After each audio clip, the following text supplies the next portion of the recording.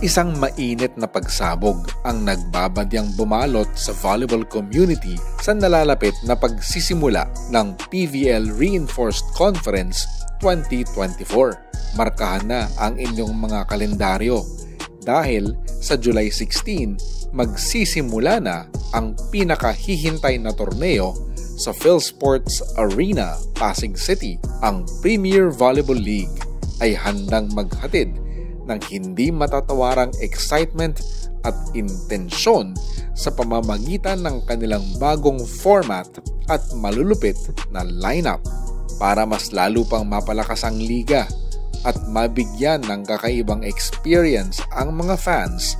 Ang 12 koponan ay hinati sa 2 grupo base sa kanilang ranking mula sa All-Filipino Conference. Ang Pool A ay binubuo ng Creamline Cool Smashers, Cherry Tigo Crossovers, Farm Fresh, Galleries Tower, Nexled at PLDT High Speed Hitters.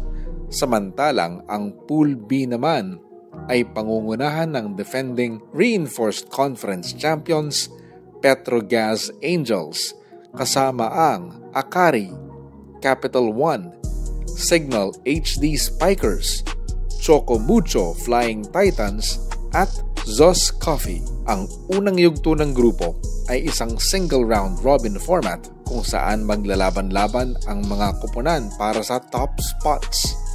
Sa second round, magkakasagupa ang top 3 teams ng Pool A kontra sa bottom 3 teams ng Pool B sa Pool C, habang ang top 3 squads ng Pool B ay makakalaban ang lower ranked teams ng Pool A sa Pool D.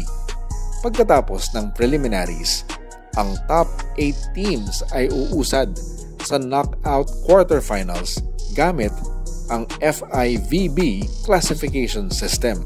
Ang mananalo ay papasok sa semifinals na ituturing ding do-or-die matches.